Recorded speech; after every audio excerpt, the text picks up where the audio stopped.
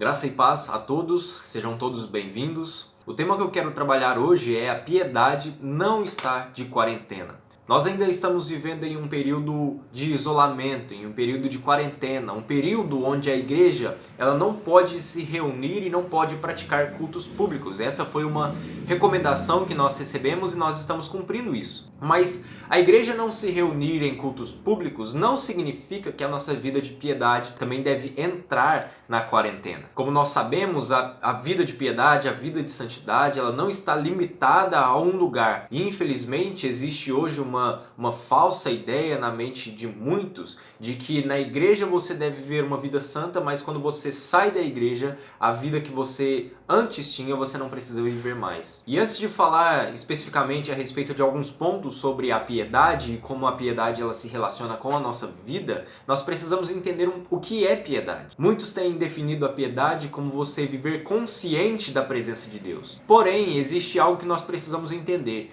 que você viver consciente da presença de Deus não faz de você, de forma nenhuma, uma pessoa piedosa. E nós podemos ver isso no exemplo de Adão e de Eva. Eles tinham a plena consciência de que Deus estava presente, porém, ainda assim, eles pecaram contra o Senhor. Nós temos também no Novo Testamento, Ananias e Safira, eles estavam conscientes de que a presença de Deus estava ali naquele momento, mas mesmo assim, eles mentiram. Portanto, a piedade ela envolve não somente você estar ciente ou você saber que Deus está presente em todos os lugares, mas ela envolve, além disso, uma atitude que você toma com respeito a esse entendimento que você tem a respeito da pessoa de Deus. Ou seja, uma vez que você sabe que Deus está presente em todos os lugares, você vai tomar uma atitude que se refere e que tem como base esse pensamento. Então eu vou falar a respeito de alguns pontos que envolvem uma vida de piedade. E o primeiro deles é que a piedade envolve a reverência. Reverência nada mais é do que você ter um profundo respeito por alguém que é superior. E quando nós falamos a respeito da pessoa de Deus, nós sabemos que Deus é superior a nós e que Deus ele é santo. E por isso, quando nós olhamos para a pessoa de Deus, nós temos reverência, nós temos respeito, nós temos temor. Olhar para o Senhor com reverência é o que faz total diferença quando se trata a respeito da vida de piedade. Porque uma vez que nós entendemos que nós não somos nada e de que Deus ele tem todas aquelas características, Deus é santo, Deus é justo, Deus é misericordioso, Deus é gracioso, Deus é amor, Deus é justiça. Quando nós entendemos a respeito da grandiosidade de Deus, da majestade de Deus, então nós vamos entender a nossa posição diante dele. É por isso que o Senhor Jesus Cristo diz que bem-aventurados são os humildes de espírito, porque deles é o reino dos céus. O humilde de espírito nada mais é do que alguém que reconhece a sua posição diante do próprio Deus, e então tem reverência, então tem respeito diante do Senhor. Então essa é a primeira coisa, a primeira qualidade que a piedade ela nos apresenta. Que alguém que vive uma vida piedosa, ele tem reverência diante de Deus, ele tem respeito, ele tem um profundo temor. Uma segunda coisa que a piedade ela nos indica é que alguém que vive uma vida de piedade, ele busca a todo momento a santidade. Nós sabemos que o Senhor ele não aceita o pecado, ele abomina o pecado. E a Escritura também nos declara que o nosso pecado faz separação entre nós e Deus. Portanto, ter uma vida de santidade faz parte da piedade. Porque uma vez que nós sabemos que Deus é santo e que Deus é puro e que ele não entra em contato com o pecado, então nós vamos buscar viver uma vida de santidade. E a santidade é sim de fato possível, porque uma vez que o Senhor Jesus Cristo morreu e pagou o preço do nosso pecado, então nós podemos viver uma vida de santidade não por causa dos nossos próprios méritos, mas por aquilo que ele fez por nós na cruz. E a própria palavra de Deus nos diz: sede santos, porque eu sou santo. Se Deus ele coloca diante de nós uma proposta de viver uma vida de santidade, isso é porque nós podemos viver uma vida de santidade. O Senhor, quando nós cremos no Senhor Jesus Cristo como nosso Senhor e Salvador, nós recebemos o Espírito Santo. E o Espírito Santo é aquele que nos qualifica a viver uma vida de santidade diante de Deus. Em terceiro lugar, a vida de piedade, ela propõe a nós uma constante busca pelo Senhor. E quando nós falamos a respeito dessa busca, nós podemos envolver principalmente práticas que nós já falamos nos vídeos anteriores, que são práticas da oração, práticas do jejum e a prática da meditação na palavra de Deus. Alguém que vive uma vida piedosa tem prazer na lei do Senhor. Alguém que vive uma vida piedosa, ele tem